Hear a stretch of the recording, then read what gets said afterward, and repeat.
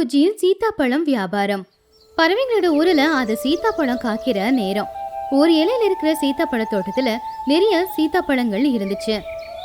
அந்த பழங்கள் எல்லாம் பழுத்து அப்படியே கீழே விழுந்து போய்கிட்டு இருந்துச்சு ஒழிய அதை எடுக்கிறதுக்கு அங்க யாருமே இல்ல. அந்த ஊர்ல இருக்கிற பறவைங்களுக்கு வயல் வேலை வீட்டு வேலைக்கே நேரம் சரியா இருந்துச்சு. அந்த சீத்தாப்பழத்தை பத்தி யோசிக்கிற அளவுக்கு யாருக்குமே நேரம் இல்ல. ஒரு நாள் சாயந்தர நேரம் துணிக்குருவி புஜ்ஜிக்குருவி 2 பேரும் வீட்டுக்கு வந்துகிட்டு இருக்கும்போது வழியில அந்த சீத்தாப்பழ தோட்டத்துல போய் நின்னாங்க. அங்க அவ்வளவு சீத்தாப்பழம் கொட்டி இருக்கிறத பார்த்து அவங்க சந்தோஷப்பட்டாங்க. பாத்தீங்களா எவ்வளவு சீத்தாப்பழங்க இங்க கொட்டி கிடக்குதுன்னு? எனக்கு சாப்பிடணும் போல இருக்கு. எனக்கு இத பார்த்தாவே ரொம்ப ஆசையா இருக்கு. அத கேட்டு துணிக்குருவி, ஆமா புஜ்ஜி, இந்த மரத்துக்கடியில இவ்வளவு பழங்க கொட்டி இருந்தாலும் யாருமே இத கவனிக்கவே மாட்டேங்கிறாங்க. எவ்வளவு பழங்க இங்க இருக்கு. புஜ்ஜி நல்லா பழுத்திருக்கிற பழமா எடுத்து அதை வேக வேகமா சாப்பிட ஆரம்பிச்சான். அதை சாப்பிட்டுக்கிட்டு இருக்கும்போது, அம்மா இந்த பழங்களை பாத்தீங்களா? பார்க்க எவ்வளவு நல்லா இருக்குன்னு. ருசிங்களும் ரொம்ப நல்லா இருக்கு. துணிக்குருவி யோசிச்சு, புஜ்ஜி சாப்பிடுறது மட்டும் இல்ல, இதுல நம்ம ஏதாவது செய்யணும். துணிக்கு ஒரு நல்ல யோசனையும் வந்துச்சு. இந்த பழங்களை இப்படியே இங்கே விட்டுட்டு போறதுக்கு இத கொண்டு போய் வியாபாரம் பண்ணலாம். இவ்வளவு நல்ல பழம் எல்லாருக்கும் கிடைச்ச மாதிரி இருக்கும், நம்மளுக்கும் லாபம் வரும். இது ஒரு நல்ல யோசனை. நம்ம இந்த சீத்தாப்பழத்தை வித்து இதுல நல்ல ஆதாயத்தை சம்பாதிச்சுக்கலாம். புஜ்ஜி ரொம்ப ஆச்சரியமா, என்னமா சொல்றீங்க? சீத்தாப்பழத்துல வியாபாரம் செய்யறதா? சீத்தாப்பழம் எல்லாருக்கும் இலவசமாவே கிடைக்குமே. ஆமா புஜ்ஜி, சீத்தாப்பழத்தை நம்ம இப்படியே விட்டுட்டு போறோம்ல, இது நிறைய பேருக்கு கிடைக்காதுல்ல. அவங்க என்ன பண்ணுவாங்க? அது மட்டும் இல்ல, இந்த சீத்தாப்பழத்துல நம்ம ஏதாவது செஞ்சு வியாபாரம் செஞ்சா நல்லது தானே. என்னமா செய்யறது? பாயசமா செய்யறது? துணி சிரிச்சுக்கிட்டே, புஜ்ஜி பாயசம் இல்ல, சீத்தாப்பழத்துல மில்க் ஷேக் பண்ண நல்லா சில்லுன்னு குடிக்க நல்லா இருக்கும்ல. புஜ்ஜிக்கு அது சரின்னு பட்டுச்சு. அப்படியாமா? அப்படின்னா நாளைக்குல இருந்தே செய்யலாமா அப்படின்னு உற்சாகமா சொன்னா. அடுத்த நாள் காலையில துணி புஜ்ஜி 2 பேருமே அந்த சீத்தாப்பழ தோட்டத்துக்கு போய் அங்க இருக்கிற பழுத்த சீத்தாப்பழங்கள் எல்லாத்தையுமே ஒரு கூடையில போட்டு எடுத்துக்கிட்டாங்க. அதுக்கப்புறமா அந்த கூடையை சுமந்துக்கிட்டு ஊருக்குள்ள வந்துகிட்டு இருக்கும்போது அவங்கள சிச்சு காக்கா பார்த்து அந்த சீத்தாப்பழத்தையும் பார்த்து இப்படி கேட்டுச்சு. என்ன துணி, மார்க்கெட்ல காய்கறிக்கு பதிலா சீத்தாப்பழத்தை வியாபாரம் செய்யறியா என்ன? ஆமா, இந்த சீத்தாப்பழம் எல்லாருக்கும் கிடைக்கும், யாரு வாங்க போறாங்க? இந்த பழங்க சும்மா வேஸ்டா எல்லாருக்கும் கிடைக்கும். இத கொண்டு போய் மார்க்கெட்ல நான் வியாபாரம் செய்யலான்னு இருக்கேன். சிச்சு காக்கா சிரிச்சுக்கிட்டே, என்னது மில்க் ஷேக்கா? மில்க் ஷேக் அப்படின்னா இந்த ஊரு ஜனங்களுக்கு தெரியவா போகுது? எல்லாரும் கிராமத்து ஜனங்க, இவங்களுக்கு மில்க் ஷேக் அப்படி இப்படின்னு சொன்னா ஒண்ணுமே தெரியாது. நீ தான் ஏமாந்து போக போற. எங்க மில்க் ஷேக் ரொம்ப நல்லா இருக்கும், வேணும்னா நீங்க தான் முதல்ல வந்து குடிக்குவீங்க பாருங்க. எனக்கு இந்த மில்க் ஷேக் எல்லாம் பிடிக்காது. எனக்கு தலைவலிக்கெல்லாம் சுட சுட மசாலா காஃபி தான் பிடிக்கும். நான் கூட அதான் போட்டுக்கிட்டு இருக்கேன் அப்படின்னு சிச்சு காக்கா கிண்டல் பண்ணிட்டு அங்கிருந்து போயிடுச்சு. ஆனா டோனி சிச்சு சொன்னதையெல்லாம் காதுல போட்டுக்கல. அவங்க 2 பேருமே வீட்டுக்கு வந்தாங்க. அதுக்கப்புறமா 2 பேரும் சேர்ந்து அந்த சீத்தாப்பழத்துல இருக்கிற விதை எல்லாத்தையும் விலக்கி அதுக்கப்புறமா கொஞ்சம் சீத்தாப்பழத்தை விற்கிறதுக்காக வச்சுக்கிட்டாங்க. துணி பால், சர்க்கரை, ஏலக்காய், அந்த சீத்தாப்பழம் எல்லாத்தையும் சேர்த்து மில்க் ஷேக் பண்ணா. அத புஜ்ஜியும் குடிச்சு பார்த்தா. அம்மா, இந்த மில்க் ஷேக்கோட ருசி எவ்வளவு நல்லா இருக்கு. இத வியாபாரம் பண்ணா நல்ல லாபத்தை சம்பாதிக்கலாமா? அவங்க ஊருக்கு நடுவுல இருந்த ஒரு ஆலமரத்துக்கு கீழே ஒரு டேபிள் போட்டாங்க. ஒரு பக்கத்துல கூடையில சீத்தாப்பழத்தை வச்சுக்கிட்டாங்க. இன்னொரு பக்கம் பானையில சீத்தாப்பழம் மில்க் ஷேக்க வச்சிருந்தாங்க. அப்போ புஜ்ஜி குருவி ஒரு சின்ன போர்டுல துணி மில்க் ஷேக் அப்படின்னு போட்டு வச்சிருந்தா. அப்படி ரொம்பவும் அழகா போர்டு எல்லாம் போட்டு அவங்க வியாபாரத்தை தொடங்கினாங்க. முதல்ல யாரும் அந்த அளவுக்கு ஆர்வத்தை காட்டல. வர பறவைங்க எல்லாருமே, என்ன சீத்தாப்பழமா, எங்க மரத்துல நிறைய இருக்குல்ல அப்படின்னு சொல்லிட்டு போயிடுவாங்க. துணி புஜ்ஜி 2 பேரும் வருத்தப்பட்டாங்க. அம்மா, சிச்சு அத்தை சொன்ன மாதிரி யாருமே வரமாட்டாங்க போலமா. இப்பதானே புஜ்ஜி பண்ணது, கொஞ்சம் பொறுமையா இரு. கண்டிப்பா எல்லாரும் வந்து குடிப்பாங்க பாரு. அப்பதான் அந்த பக்கமா சோட்டு கிளி அவளுடைய புள்ள பன்னு கூட வந்தா. பன்னுவுக்கு அந்த மில்க் ஷேக்க சாப்பிடணும் போலவே தோணுச்சு. அம்மா, அந்த மண் பானையில என்னமா இருக்கு? நல்ல வாசனை வருது. துணி, அந்த மண் பானையில என்ன இருக்கு? அதுவா, அது சீத்தாப்பழம் மில்க் ஷேக், குடிச்சு பாரு, நல்லா இருக்கும். என்னது சீத்தாப்பழம் மில்க் ஷேக்கா? இதெல்லாம் யாரு குடிப்பாங்க? மில்க் ஷேக் அப்படின்னா எப்படி இருக்கும்? அத்தை ரொம்ப நல்லா இருக்கும். தோல் எடுத்து சாப்பிடணும் அப்படின்னு எதுவுமே இல்ல, அப்படியே குடிச்சு பார்த்தா ரொம்ப சூப்பரா நல்லா இருக்கத்தே. புஜ்ஜி சொன்னதை கேட்டு சோட்டு சிரிச்சு ஒரு டம்ளர் மில்க் ஷேக்க வாங்கினான். அத பன்னுவும் குடிச்சு பார்த்தான். மா, இது ரொம்ப சூப்பரா இருக்கு, எனக்கு இன்னொரு கிளாஸ் வேணும்.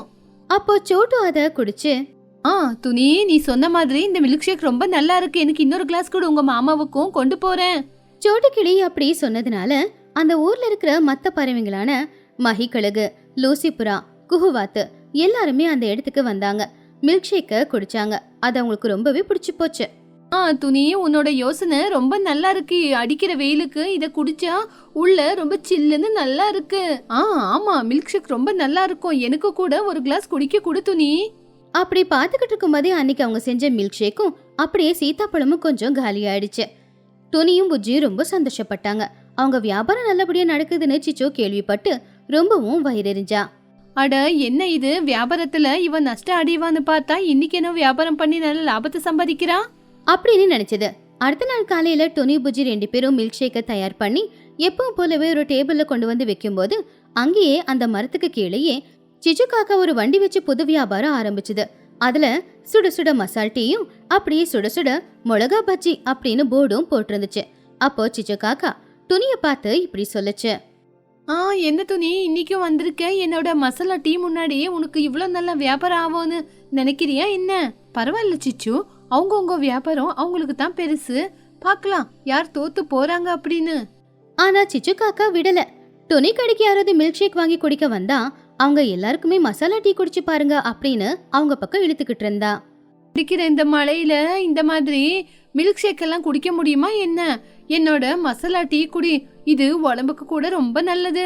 சிச்சு காக்கா இன்னொரு பறவை கிட்ட, இங்க பாருங்க, இந்த சீத்தாப்பழத்தை சாப்பிட்டா வயிற்றுக்குள்ள கடமுடன்னு ஆரம்பிச்சிடும், என்னோட டீ குடிங்க அப்படின்னு பயமுறுத்தினதுனால எல்லாருமே துணி கிட்ட போகவே இல்ல. சிச்சு காக்கா கிட்ட தான் போய்கிட்டு இருந்தாங்க. அதனால புஜ்ஜிக்கு ரொம்ப கோவம் வந்துச்சு. அம்மா, பாத்தீங்களா சிச்சு அத்தை என்ன பண்றாங்கன்னு? நம்மளோட வியாபாரத்தை நாசமாக்குறாங்க. பரவாயில்ல சுமார், நம்ம எல்லாமே பாத்துக்கலாம். ஆனா சிச்சு காக்கா அதோட விடல. பழைய மிளகாவை கொண்டு வந்து அவ பஜ்ஜி போட்டு வித்துக்கிட்டு இருந்தா. அதை சாப்பிட்டு சில பறவைங்களுக்கு வயிறெல்லாம் வலிக்க ஆரம்பிச்சுது. அப்ப அதை சாப்பிட்டு பார்த்து குஹு, என்ன இது, உன் கடையில பஜ்ஜி வாங்கி சாப்பிட்டதுல இருந்து எனக்கு ஏனோ வயித்தாலேயே போகுது, என்னடி போட்ட? உனக்கு வயித்தால போகுதுன்னா அதுக்கு நானா காரணம்? நான் எப்படி காரணம்? அந்த நிகழ்வால எல்லாருமே சிச்சுவோட கடைக்கிட்டு போறத நிப்பாட்டிட்டாங்க. எல்லாருக்குமே டொனியோட மில்க் ஷேக் மேலதான் நம்பிக்கை வந்துச்சு. ஆனா அதை அப்படியே விடாம இன்னும் நல்லபடியா வியாபாரம் நடத்தணும்னு நினைச்சாங்க. அப்போ புஜ்ஜி குருவி, அம்மா, நம்ம சீத்தாப்பழம் மில்க் ஷேக்கோட சீத்தாப்பழம் குல்ஃபியும் செய்யலாமா? நிறைய பசங்க நம்ம கிட்ட வந்து குல்ஃபி வாங்குவாங்க, டேஸ்ட் நல்லா இருக்கும். அந்த ஐடியா டொனிக்கும் ரொம்ப பிடிச்சு போச்சு. உடனே அவங்க சீத்தாப்பழம், பால் எல்லாத்தையுமே கலந்து குல்ஃபிய இலையில சுத்தினாங்க. அந்த இலையில சுத்தி அது நல்ல சில்லுன்னு ஆகணுன்றதுக்காக ஆத்தங்கரையோரமா இருக்கிற மணல்ல வச்சாங்க. அடுத்த நாள் காலையில அவங்க சீத்தாப்பழம் மில்க் ஷேக் மட்டும் இல்லாம சீத்தாப்பழம் குல்ஃபியும் வித்தாங்க. புஜ்ஜி சத்தமா கத்தி, வாங்க வாங்க எல்லாரும் வந்து இந்த சில்லுன்னு இருக்கிற குல்ஃபிய குடிங்க, அதே மாதிரி குல்ஃபி ஐஸையும் சாப்பிடுங்க. குல்ஃபி அப்படி சொன்னதும் பசங்க எல்லாரும் ரொம்ப சந்தோஷப்பட்டாங்க. அதுலயும் சின்ன பொண்ணு தான் முதல்ல வந்தாங்க. நல்லா இருக்குடா, ஐஸ்கிரீம் மாதிரியே இருக்கு, எனக்கு இன்னொன்னு வேணும் அப்படின்னு சொல்லி எல்லாரும் விரும்பி சாப்பிட ஆரம்பிச்சாங்க. பெரியவங்களும் அதை பார்த்து வந்து சாப்பிட்டுக்கிட்டு இருந்தாங்க. அப்படி அன்னைக்கு அந்த குல்ஃபி ரொம்ப நல்லபடியா வியாபாரம் ஆச்சு. சிச்சு காக்காவுக்கு அதை பார்த்து பொறாமையாயிடுச்சு. துணியோட பொண்ணு கூட அம்மா மாதிரியே வளர்ந்து நிக்கிறா, இவளுக்கு ஏதாவது செஞ்சே ஆகணும். அப்படி ராத்திரி நேரம் எல்லாரும் தூங்கிக்கிட்டு இருக்கும்போது துணியோட வீட்டுக்கு மெதுவா ரகசியமா வந்துச்சு சிச்சு காக்கா. துணி அந்த குல்ஃபி எப்படி செய்யறா அப்படிங்கறத பாக்குறதுக்காக ஜன்னல் வழியா பார்த்தப்போ அன்னைக்கு வித்து மிச்சம் இருக்கிற குல்ஃபி எல்லாத்தையுமே துணி புஜ்ஜி 2 பேரும் சேர்ந்து அவங்க வீட்டுக்கு பின்னாடி இருக்கிற ஒரு சின்ன அறையில வைக்கிறத அவ கவனிச்சா. தெரிஞ்சு போச்சு, திருடங்களோட சீக்ரெட் எல்லாமே தெரிஞ்சு போச்சு, இனிமே இவங்கள இப்படியே விடுறது ரொம்ப பெரிய தப்பு அப்படின்னு கெட்ட எண்ணத்தோட வீட்டுக்கு போச்சு. அடுத்த நாள் காலையில துணி புஜ்ஜி 2 பேரும் எப்பவும் போலவே வியாபாரத்துக்கு கிளம்புனதுக்கு அப்புறமா துணியோட வீட்டுக்கு சிச்சு காக்கா போய் அந்த அறைய திறந்து பார்த்தா. அங்க அந்த குல்ஃபி வைக்கிற பெட்டியும் இருந்துச்சு. அதை பார்த்து சிச்சு காக்கா, ஆஹா, இன்னைக்கு எனக்கு விருந்துதான் அப்படின்னு நினைச்சுக்கிட்டான். அப்படி திறந்து பார்த்தா அதுல குல்ஃபி எல்லாம் எதுவும் இல்ல. அதுக்கு பதிலா ஒரு காகிதம் தான் இருந்துச்சு. அது என்னன்னு எடுத்து படிச்சு பார்க்கும்போது அதுல இப்படி எழுதி இருந்துச்சு, திருட்டுத்தனம் செய்யறது ரொம்ப பெரிய தப்பு இல்லையா? அதை பார்த்து சிச்சு ஷாக் ஆயிட்டா. அதே நேரத்துல துணி, புஜ்ஜி, சோட்டு கிளி, லூசிபுரா, மகிக்கழுகு எல்லாருமே அந்த ரூமுக்கு வந்தாங்க. அவங்க கையில கட்டையும் இருந்துச்சு. அவங்க சிச்சுவை பார்த்து, என்ன சிச்சு, எங்க வீட்டுக்கே திருட்டுத்தனம் செய்ய வந்திருக்கியா? நாங்க எல்லாருமே உனக்காக தான் காத்துக்கிட்டு இருக்கோம். சிச்சுவுக்கு என்ன நடந்துச்சுன்னு தெரிஞ்சு போச்சு. புஜ்ஜி ஏற்கனவே நான் வருவேன்றது தெரிஞ்சு வச்சுக்கிட்டு தான் இப்படி பண்ணிருக்கா அப்படின்னு தெரிஞ்சுக்கிட்டா. குல்ஃபி வேணும் அப்படின்னா கேட்டு சாப்பிடுங்க, எல்லாம் உங்களுக்கு கண்டிப்பா தரோம். எதுக்காக இப்படி திருட்டுத்தனம் செஞ்சு சாப்பிடுறீங்க நீங்க? எல்லாரும் சத்தமா சிரிச்சாங்க. சிச்சு காக்கா அவமானத்தோட எதுவும் பேச முடியாம அங்கிருந்து போயிடுச்சு. அன்னையில இருந்து சிச்சு துணி இருக்கிற இடத்துல தலை வச்சு கூட படுக்கல. துணியோட சீதாப்பழம் மில்க் ஷேக், சீதாப்பழம் குல்ஃபி வியாபாரம் ரொம்ப நல்லபடியாவே நடந்துச்சு. அப்படி சம்பாதிச்ச பணத்துல டொனி அவளுடைய பழைய வீட்டை சரி பண்ணிக்கிட்டா. புஜ்ஜி அவங்களுடைய வியாபாரத்துல அவங்க அம்மாவுக்கு துணையா நின்னா. எந்த பிரச்சனை வந்தாலும் நான் இருக்கேமா அப்படின்னு அவங்க அம்மாவுக்கு தைரியத்தை கொடுத்துக்கிட்டு இருந்தா. அப்படி அவங்க 2 பேரும் சீதாப்பழம் வியாபாரத்துல நல்லபடியா சம்பாதிச்சுக்கிட்டு இருந்தாங்க. மலையில் பறவைகளின் ராக்கி பண்டிகை. ராக்கி பண்டிகை வரப்போகுது அப்படின்னு பறவைங்க எல்லாரும் ரொம்ப சந்தோஷமா இருந்தாங்க. புஜ்ஜி குருவிக்கு கூட பிறந்த அண்ணனுங்க யாரும் இல்ல. ஆனா அதே ஊர்ல இருக்கிற பன்னு கிளியையும் சின்ன காக்காவையும் அவ கூட பிறந்த பொறுப்புகளா நினைச்சுக்கிட்டு இருந்தா. அவங்க 2 பேரும் கூட புஜ்ஜி மேல ரொம்பவும் பாசமா தான் இருப்பாங்க. ஒவ்வொரு ராக்கி பண்டிகைக்கும் அவங்களுக்கு தான் ராக்கி கட்டி விட்டுக்கிட்டு இருந்தா புஜ்ஜி குருவி. ஆனா அவங்க 2 பேரும் படிக்கிறதுக்காக பட்டணத்துக்கு போனதுனால பாவம் புஜ்ஜி தனியாயிட்டா. அவங்க 2 பேரும் எப்போ ஊருக்கு வருவாங்கன்னு அவ காத்துக்கிட்டே இருப்பா. அடிக்கடி அவங்க அம்மா கிட்ட கேட்டுக்கிட்டு இருப்பா. அதுக்குள்ள மழை காலமும் வந்ததுனால மழை அதிகமா பெஞ்சுக்கிட்டு இருந்துச்சு. அம்மா, மழை காலம் வந்துருச்சு அப்படின்னா ராக்கி பண்டிகை வரப்போகுதுன்னு அர்த்தம். மழையும் அதிகமா பெய்யுதுல்ல? ஆமா புஜ்ஜி, மழை அதிகமா தான் பெஞ்சுக்கிட்டு இருக்கு. அம்மா, இந்த வருஷம் ராக்கி பண்டிகைக்கு சின்னு அண்ணன், பன்னு அண்ணன் வருவாங்கல்ல? தெரியல புஜ்ஜி, அவங்க ஸ்கூலுக்கு லீவ் கொடுப்பாங்களோ இல்லையோ. சே, இவங்க 2 பேரும் பேசாம ஊர்லயே இருந்திருக்கலாம். எதுக்குதான் இவங்க பட்டணத்துக்கு படிக்கிறேன்னு போனாங்களோ என்னவோ. அவங்க நல்லா படிக்கணும்னு தானே போயிருக்காங்க. அவங்க நல்லா படிச்சா நமக்கு சந்தோஷம் தானே. அது என்னவோ உண்மைதான். ஆனா அவங்க இங்க இருந்தா நல்லா இருக்கும் அப்படின்னு எனக்கு தோணுது அப்படின்னு புஜ்ஜி குருவி ரொம்பவும் வருத்தப்பட்டுக்கிட்டு இருந்தா. துணிக்குருவி புஜ்ஜிய சமாதானப்படுத்திக்கிட்டு இருந்தா. ஆனா பாவம் புஜ்ஜி மட்டும் சின்ன பொண்ணு 2 பேரும் ராக்கி பண்டிகைக்காவது ஊருக்கு வருவாங்களா இல்லையான்னு யோசிச்சுக்கிட்டு இருந்தா. ஆமா, இந்த வருஷம் ராக்கி பண்டிகைக்கு சின்ன பொண்ணு அண்ணன் 2 பேரும் ஊருக்கு வருவாங்களா வரமாட்டாங்களா? ஒருவேளை அவங்க வரலன்னா நானாவது போய் அவங்கள பார்த்து ராக்கி கட்டணும். ஆனா அம்மா மழை பெய்யறதுனால என்ன அவங்க கிட்ட கூட்டிட்டு போவாங்களோ இல்லையோ. முதல்ல போய் சிச்சு பெரியம்மா, சோட்டு பெரியம்மா கிட்ட பேசணும் அப்படின்னு நினைச்சுக்கிட்டு இருந்தா. அன்னைக்கு சாயந்தரம் நேரமும் ஆச்சு. அப்பதான் மழை கொஞ்சம் விட்டது. அதனால சிச்சு காக்கா, சோட்டு கிளி, துணி குருவி 3 பேரும் வெளியில நின்னு பேசிக்கிட்டு இருந்தாங்க. ஆமா டோனி, புஜ்ஜி என்ன பண்ணிக்கிட்டு இருக்கா? என்ன பண்ணிக்கிட்டு இருக்காளா? ராக்கி பண்டிகைக்கு பன்னு சின்ன 2 பேருமே ஊருக்கு வருவாங்களா அப்படின்னு பாத்துக்கிட்டு இருக்கா. ஐயோ பாவம், ஒவ்வொரு வருஷமும் அவங்க 2 பேரும் இங்க தான் இருப்பாங்க. அதான் எப்போ வருவாங்கன்னு யோசிச்சுக்கிட்டு இருக்கா. என்ன பண்ணுவாளோ என்னவோ. ஐயோ, ஒருவேளை அவங்களால வர முடியலன்னா? அவ்வளவுதான், வர முடியலன்னா இப்போலேருந்து மூஞ்சி தூக்கி வச்சுப்பா. அப்படி அவங்க எல்லாரும் பேசிக்கிட்டு இருக்கும் போது அதுக்குள்ள புஜ்ஜி குருவி வெளியில வந்தா. பெரியம்மா, சின்ன அண்ணன், பன்னு அண்ணன் 2 பேரும் வரேன்னு சொன்னாங்களா? தெரியல புஜ்ஜி, அவங்க அதை பத்தி எதுவும் எங்ககிட்ட சொல்லலையே. ஆமா, வரதா இருந்தா எங்ககிட்ட சொல்லிருப்பாங்க இல்லையா? நீங்க 2 பேரும் ஏன் அவங்கள பட்டணத்துக்கு அனுப்புனீங்க? அதனாலதான் இவ்வளவு கஷ்டம். ஐயோ புஜ்ஜி, வருவாங்க விடு.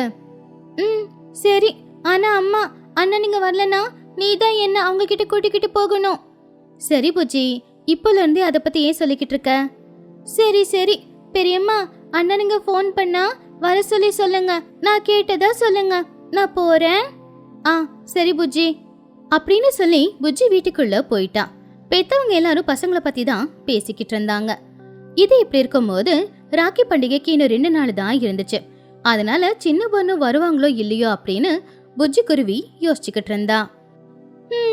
சின்ன அண்ணன், பன்னு அண்ணன் 2 பேரும் பண்டிகைக்கு வருவாங்களோ இல்லையோ. ஒருவேளை வரலன்னா அம்மாவை எப்படியாவது கஷ்டப்பட்டு ஒத்துக்க வச்சு அவங்க கிட்ட கூட்டிக்கிட்டு போக சொல்லணும். இல்லனா எனக்கு கஷ்டமாயிடும். அம்மா கூட்டிக்கிட்டு போவாங்க அப்படின்னு நினைச்சுக்கிட்டு இருந்தா. அப்போ வெளியில பயங்கரமா மழை பெஞ்சுக்கிட்டு இருந்துச்சு. புஜ்ஜி வீட்டுக்குள்ளாரியே உட்காந்துக்கிட்டு என்ன பண்றது அப்படின்னு யோசிச்சுக்கிட்டு இருந்தா. என்ன புஜ்ஜி, இன்னும் அதை பத்தியே யோசிச்சுக்கிட்டு இருக்கியா? இல்லம்மா, வெளியில மழை பெய்யுது இல்லையா, அதான் என்ன பண்றதுன்னு தெரியாம நான் யோசிச்சுக்கிட்டு இருந்தேன். மழை காலம் இல்லையா புஜ்ஜி, மழை பெய்யத்தான் செய்யும். கொஞ்ச நாள் மழை விட்டா ரொம்ப நல்லா இருக்கும்லம்மா. ஏன் புஜ்ஜி, எதுக்கு அப்படி? ஒருவேளை சின்னு அண்ணனும் பன்னு அண்ணனும் வரணும்னு நினைச்சாலும் இந்த மழையால அவங்களால வர முடியாம போயிடும் இல்லையா, அதனாலதான். புஜ்ஜி குருவி அப்படி சொன்னது கேட்டு துணிக்குருவிக்கு ரொம்பவும் வருத்தமாயிடுச்சு. அவ புஜ்ஜி சொல்றத கேட்டுக்கிட்டு இருந்தா. வருவாங்க புஜ்ஜி, அவங்க வருவாங்களோ இல்லையோ அத சிச்சு உன்கிட்ட சொல்லுவா. சரி, ஆனா ஒருவேளை அவங்க வரலன்னா என்ன பண்றது? நீயே என்ன அவங்க கிட்ட கூட்டிக்கிட்டு போமா. என்னது, பட்டணத்துக்கு போகணுமா? ஐயோ, அது ரொம்ப கஷ்டம். அங்க தங்க வேற இடம் இருக்காது. அது என்னமோ உண்மைதான். சரி, நீ நாளைக்கு போய் முதல்ல ராக்கி வாங்கிட்டு வந்து வச்சுக்கோ. சரிம்மா, நல்ல டிசைனா ராக்கி வந்திருக்கான், வாங்கணும் அப்படின்னு சொன்னா புஜ்ஜி. ராக்கிக்கு முதல் நாள் வந்துச்சு. அதனால புஜ்ஜி காலையில எழுந்திருச்சு குளிச்சு முடிச்சு ராக்கி வாங்குறதுக்காக மகிக்கழுகோட கடைக்கு போனா. என்ன புஜ்ஜி, காலையிலயே வந்திருக்க? அது வந்து அத்தை, நாளைக்கு ராக்கி பண்டிகை இல்லையா, அதனாலதான் ராக்கி வாங்குறதுக்காக நான் வந்தேன். ஓ அப்படியா? யாருக்காக ராக்கி வாங்க வந்திருக்க? சின்னு அண்ணன் பன்னு அண்ணன் 2 பேருக்கும். அப்படியா? ஆனா அவங்க தான் ஹாஸ்டல்ல இருக்காங்கல்ல, வரேன்னு சொன்னாங்களா? வருவாங்க, அதனாலதான் நான் உங்களுக்கு ராக்கி வாங்குறதுக்காக வந்திருக்கேன். சரி சரி, உனக்கு எந்த ராக்கி பிடிச்சிருக்கோ அந்த ராக்கியை நீ எடுத்துக்கோ. அப்படி புஜ்ஜி குருவி தேவையான ராக்கியை வாங்கி எடுத்துக்கிட்டு வீட்டுக்கு வந்துகிட்டு இருந்தா. அப்பதான் சோட்டு கிளி வீட்டு வாசல்ல நின்னுக்கிட்டு இருந்தா.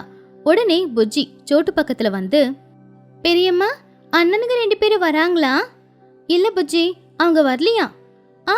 இது அவங்க வரமாட்டாங்களா? ஆமா, லீவு கிடைக்கலையா. அது மட்டும் இல்ல, மழை இல்லையா, அதனால அங்கிருந்து எப்படி வருதுன்னு சொல்றாங்க.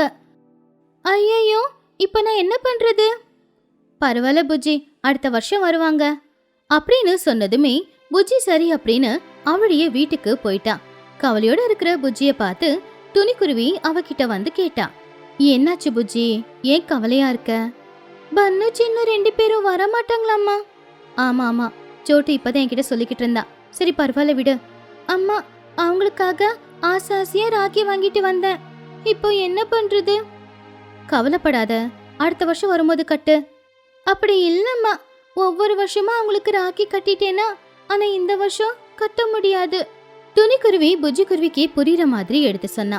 அதனால புஜ்ஜி குருவி சரி அப்படின்னு புரிஞ்சுக்கிட்டா. ஆனா அவளுடைய மனசுக்கு மட்டும் ரொம்ப கஷ்டமா தான் இருந்துச்சு.